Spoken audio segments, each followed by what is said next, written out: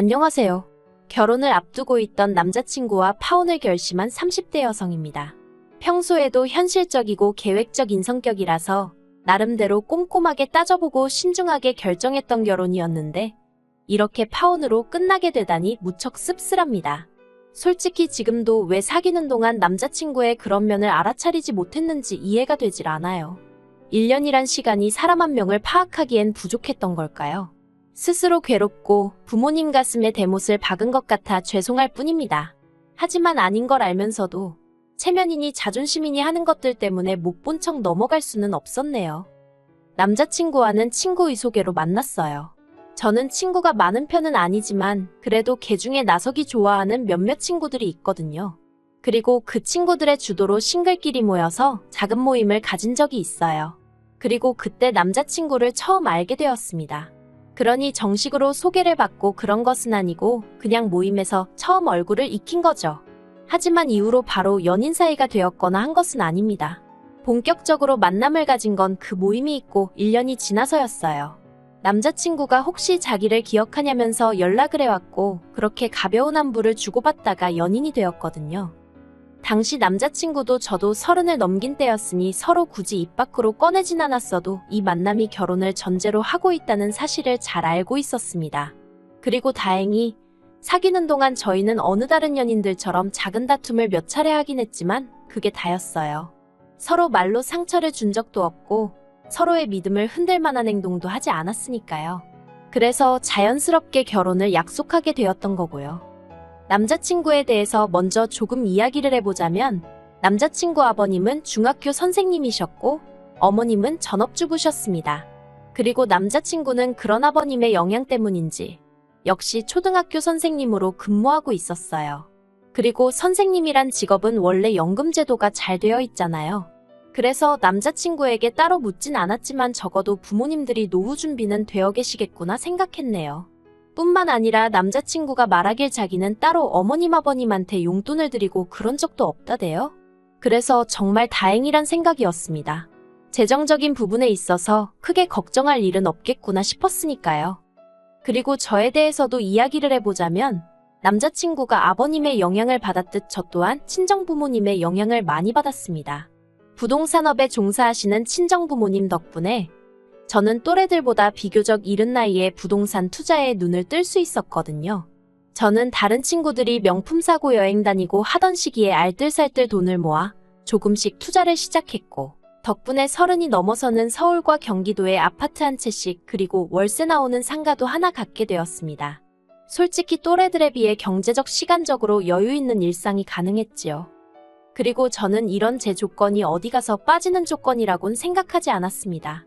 남들 배울 만큼 배우고 비교적 이른 나이에 안정적인 생활을 꾸려나가고 있었으니 제 입으로 말하자니 조금 남사스럽기는 해도 1등 신부감은 아니어도 어디 가서 싫은 소리 들을 만한 조건은 아니라고 생각했지요. 그런데 이게 웬걸 제 자만이었을까요? 남자친구 부모님 특히나 어머님께서 저를 영 탐탁치 않아 하시더라고요.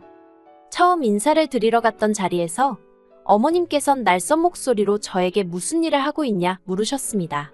그래서 제가 아파트랑 상가를 월세 주는 임대사업을 하고 있다고 하니 그게 어떻게 직업이냐면서 저더러 결국은 백수라는 소리네 하며 비웃음에 가까운 표정을 지으셨어요. 그리고는 당신은 당신 아들처럼 안정적인 직업을 가진 며느리를 원했답니다. 그래서 지금 이 상황이 영 못마땅스럽고 마음에 안 든다고 하셨지요. 그리고 아무리 제가 성격이 긍정적이라고 해도 그런 소리를 면전에서 들으니 솔직히 기분이 안 좋더라고요. 저는 나름대로 남들 놀 때 열심히 치열하게 살아서 이룬 지금의 여유였는데 어머님은 그런 건 전혀 개의치 않으시는 눈치였으니까요. 하지만 이런 걸 제가 일일이 설명할 수도 없는 노릇이었으니 아들 가진 어머니로서 며느리감에 대해서 뭐라도 트집을 잡고 싶으신 건가? 라는 생각으로 이해하는 수밖엔 없었지요. 사실 이런 모욕적인 언사에도 제가 바로 파혼을 생각하지 못했던 건 그땐 그래도 남자친구가 나름대로 제 역할을 해주었기 때문이었습니다. 예를 들어 어머님이 남자친구 앞으로 선자리가 물밀듯이 들어온다는 말씀을 하셨을 땐 남자친구가 없는 소리 좀 하지 마시라며 어머님에게 무안을 주기도 했지요. 그리고 아무리 잘난 집안에서 선자리가 들어온다고 해도 자기한텐 저뿐이란 말도 얼굴색 하나 변하지 않고 어머님 아버님 앞에서 하는 식이었습니다. 그리고 그런 남자친구의 모습을 보면서 결혼 후 어머님과 제가 부딪히는 상황이 오더라도 이 사람은 내 편이겠구나 하는 확신을 가질 수 있었어요. 그래서 제가 정말 무슨 마음이 태평양처럼 넓은 대인배라서가 아니라 남자친구에 대한 믿음이 있었기에 그런 불편한 언사들도 참아낼 수 있었던 거고요. 그리고 결국 어머님은 저와 결혼하겠다는, 저 아니면 안 된다는 남자친구의 고집을 꺾지 못하시고 저희 둘의 결혼을 허락하셨네요. 저는 친정도움 없이 결혼을 계획한 반면 남자친구는 모아둔 돈이 많지 않았습니다. 그래서 어머님 아버님이 1억을 보태주시겠다 하셨어요. 그런데 제 입장에선 이미 집이며 상가며 들고 가는 재산이 있는데 굳이 신혼집을 또 구하기 위해서 현찰을 동원할 필요가 있나 싶더라고요. 그래서 제가 가진 아파트 중 계약 만료가 다가오는 아파트에서 신혼살림을 차리자 했습니다. 남자친구가 모은 돈과 어머님 아버님이 보태주시는 돈으로 전세 계약을 하자고 했어요. 제가 집주인으로 남자친구가 세입자로 해서 계약을 하자고요. 저희는 당장 혼인신고를 할 계획이 없었고 그렇다고 남자친구한테 몸만 들어와서 살라고 하자니 그건 저희 친정부모님이 탐탁치 않아 하셔서 나온 이야기였습니다. 그리고 이 이야기가 어머님 아버님 귀에 들어가게 되자 어머님은 혼인신고만 안 한다 뿐이지 부부끼리인데 무슨 계약을 맺냐면서 몹시 언짢아 하셨지요. 사실 저희가 혼인신고를 미룰 수밖에 없었던 건 남자친구의 10년도 넘은 청약통장 때문이었습니다. 남자친구가 저와 혼인신고를 하게 되면 2주택 세대가 되어버리고 그러면 청약통장은 거의 무용지물이나 마찬가지였으니까요. 그래서 비록 아버님이 손주를 간절히 기다리고 계시는 건 알고 있었지만 2년 정도의 유예기간을 가져보자고 했어요. 임신을 조심하면서 청약이 당첨되길 기다려보자고요. 그리고 이런 저희 제안에 남자친구는 서운한 기색을 감추지 못하는 듯 했지만 솔직히 청약만 된다고 하면 1, 2억은 금세 오른다는 걸 본인도 알고 있었을 테니 결국 제 의견대로 따르겠다 하대요. 그렇게 어머님의 반대도 이겨냈지. 혼인신고에 대한 서로의 의견도 조율했지. 이제 정말 어느 다른 예비부부들처럼 드레스는 뭘로 할지, 식장은 어디로 할지 그런 것들만 정하면 되는 상황이었어요. 그런데 그런 와중에 정말 막말로 남자친구가 어디서 무슨 약이라도 처먹었던 건지 상상도 못한 사고를 치고 왔대요. 남자친구가 저랑 상의도 없이 청약을 넣은 것도 부족해 덜컥 당첨까지 되었거든요. 솔직히 청약을 넣고 당첨이 되었다? 여기까지만 들으면 다들 잘된 거 아니냐고 생각하던데 문제는 청약을 넣은 아파트는 어머님 아버님이 사시는 본가가 있는 지역이었습니다. 뿐만 아니라 남편 학교에서 1시간도 넘게 걸리는 거리였기에 위치적으로 그 어떤 이점도 찾을 수가 없었지요. 그리고 더 열받는 건 심지어 애시당초 청약이 미달된 곳이었다는 점입니다. 그런 곳에다 10년 넘게 부은 청약이 기회를 날렸다는 게 정말 황당하고 어이가 없더라고요. 제가 도대체 무슨 생각으로 그랬냐고 남자친구에게 물으니 대답도 가관이었습니다. 그래도 자기가 남잔데 제 집에 세입자로 계약을 하고 그러는 게 쪽팔렸다나요? 그래서 홧김에 넣었다는데 뭐라 할 말이 없더라고요. 그래서 제가 그냥 그 청약 통장은 처음부터 없었던 거라고 생각하자 했습니다. 그런데 남자친구가 우물쭈물하더니 벌써 계약금도 넣었어 그러는 거예요. 그땐 정말이지 제가 느꼈던 좌절감이라고 해야 할지 어떻게 설명해야 할지도 모르겠네요. 손발이 부들부들 떨리고 그건 그저 단순히 분하고 그런 심정이 아니었어요. 황당함을 넘어서서 정말 뭐지 싶었달까요? 그래서 제가 모아둔 돈도 많이 없었는데 계약금을 어떻게 넣었냐니까 어머님 아버님한테 빌렸답니다. 솔직히 며칠 동안 속상한 마음을 감출 수가 없었어요. 그리고 결혼하고 나서 이런 식으로 남자친구가 또 홧김에 무슨 사고라도 친다면 그땐 제가 감당할 자신이 없더라고요. 그래서 남자친구에게 헤어지자 말했습니다. 믿음이 깨져서 도저히 결혼은 못하겠다 했지요. 그런데 남자친구가 한 번만 용서해달라며 말 그대로 싹싹 빌대요. 정말 자기도 무슨 정신에 그랬는지 모르겠다면서 결혼을 앞두고 여러 가지로 제 앞에서 스스로가 초라한 느낌이었다나 어쨌다나. 그래서 그래 청약 통장이고 아파트고 없다고 치고 정말 마지막으로 용서해주기로 했어요. 그런데 문제는 남자친구가 당첨된 아파트에 냈다는 그 계약금, 그리고 그 계약금을 내기 위해 어머님 아버님으로부터 빌렸다는 그 1억이 사실은 저희가 결혼할 때 주시려고 했던 돈이라는 거예요. 그래서 졸지에 시댁으로부터 하나도 도움을 받을 수 없게 되었습니다. 그리고 저는 차마 이 일을 저희 부모님께 말씀드릴 자신이 없더군요. 이 이야기를 들으시면 분명히 저희 결혼을 반대하실 게 뻔했으니까요. 그래서 남자친구에게 전세자금 대출을 받아서 저와 전세 계약을 맺자고 했지요. 그랬더니 남자친구가 황당한 소리를 했습니다. 무슨 대출이건 간에 대출은 받기 싫다는 거예요. 그래서 그러면 내 집에서 신혼살림 못 차리고 다른 집으로 가야 한다고. 그런데 지금 당신도 나도 목돈이 없지 않느냐고. 어쩌자는 거냐고 제가 화를 냈지요. 그랬더니 남자친구 말이 어차피 결혼하면 한 가족인데 무슨 계약을 맺냐면서 처음에 어머님이 하셨던 말씀을 그대로 하는 거예요. 그래서 제가 혼인신고 전이지 않냐, 그러니 돈 문제는 깔끔하게 하자고 다 이야기가 됐던 거 아니냐 했습니다. 그랬더니 자기를 못 믿냐는 무슨 말도 안 되는 소리를 하더니 그냥 이참에 통장을 합치자대요.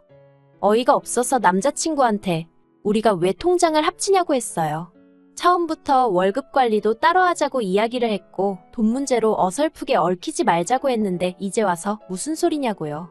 그랬더니 자기 이제 아파트 중도금도 갚아야 하는데 그거 같이 갚을 거 아니냐는 거예요. 제가 황당해서 나랑 상의도 없이 계약한 아파트지 않냐고 그러니 당신이 알아서 하라 했어요. 그걸 왜 같이 갚냐고요. 그랬더니 부부니까 공동재산이라면서. 그런데 그 소리를 듣는 순간 왜인지 등골이 오싹하리만치 소름이 끼쳤습니다. 남편 논리대로라면 속으로 어쩌면 제 재산도 다 이제 자기께 된다고 생각하고 있을지도 모르겠다 싶었으니까요. 그래서 말도 안 되는 소리 하지 말라 했어요.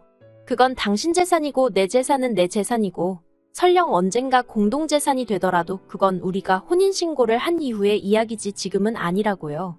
그랬더니 이제 자기 청약 통장도 없는데 혼인신고도 안 할 이유가 없지 않냐면서 오히려 저를 이해를 못하겠다는 식으로 나오대요. 그리고 그런 남자친구의 생각지도 못한 뻔뻔한 태도에 저는 한마디로 학을 뗐어요. 하지만 그때 바로 남자친구에게 이별을 고하지는 않았습니다. 오히려 어떻게든 해결 방법을 찾아서 상황을 바로잡아 보려고 했지요. 남자친구에게 감당 못할 것 같으면 아파트는 지금이라도 팔 수 있는지 알아보라고 했습니다. 통장을 합치니마니 하는 문제는 그 이후에 생각해 볼 일이라고요. 그랬더니 그러면 혼인신고는 언제 하고 아이는 언제 갖냐면서 말 그대로 사람을 들들 볶는 거예요. 그리고 이때부터는 정말 솔직히 어느 쪽으로 생각해도 머리만 아프고 답이 안 나오더라고요. 남자친구를 사랑하는 건 진심이었지만 막말로 우리가 결혼을 한 것도 아닌데 왜 저러나 싶고 동시에 저도 사람인지라 제가 힘들게 일군 재산을 남자친구가 날로 먹으려 드는 것 같아 여러 가지로 날이 섰네요. 그리고 무엇보다도 저랑 상의 한마디 없이 마음대로 계약까지 하고 온 아파트를 가지고는 마치 우리를 위해서 그랬다는 둥, 우리 공동재산이라는 둥 헛소리를 하면서 대출을 같이 갚자 하는 남자친구를 생각하니 우라가 치밀었습니다. 그래서 결국 며칠간 생각할 시간을 달라고 했습니다. 그런데 남자친구는 그것도 싫다며 그냥 제가 말하는 것마다 싫다고 딴지를 걸고 무조건 돈 이야기만 나오면 저를 야박하고 계산적인 사람으로 몰고 가는 식이었어요. 심지어 남자친구 부모님까지 저를 집으로 불러서는 부부라는 건 무슨 계약을 맺는 그런 게 아니고 서로의 부족한 점을 채워주는 거라는 둥 어떻다는 둥. 그리고 그런 일들이 반복될수록 정신적 신체적 에너지 소모가 너무 커지니까 그냥 다 놓고 싶어졌습니다. 그래서 남자친구에게 우리는 아무래도 인연이 아닌 것 같으니 헤어지자고 했네요. 하지만 역시나 남자친구는 이별을 순순히 받아들이지 못했기에 결국 한마디로 네가 가진 게 너무 없지 않느냐고 한쪽으로 기우는 결혼은 하기 싫다고 딱 잘라 말했지요. 그랬더니 또다시 어머님이 전화로 자기 아들이 교사라면서 교사라는 직업 가진 사람을 네 팔자에 또 만나겠냐 어쩌겠냐. 그래서 직업만 교사면 뭐하냐고 교사는 뭐 돈 없어도 살 수 있느냐고 저도 쏘아댔어요. 물론 남자친구네 집이 그 정도로 가난한 것은 아니었지만 저희 집에 비하면 힘든 건 사실이었고 어쨌든 그 심보가 너무 고약해서 있는 정 없는 정 다 떨어지던 상황이었으니까요. 정말이지 왜 사귀는 동안 저렇게 뻔뻔한 사람이란 걸 눈치채지 못했던 걸까요? 아무튼 이젠 뭐 다 끝난 사이니 더는 신경 쓰지 않으렵니다. 장담컨대 멋대로 청약 넣은 걸 후회하게 될 거예요. 그걸로 남자친구는 돈도 사랑도 잃게 되었으니까요.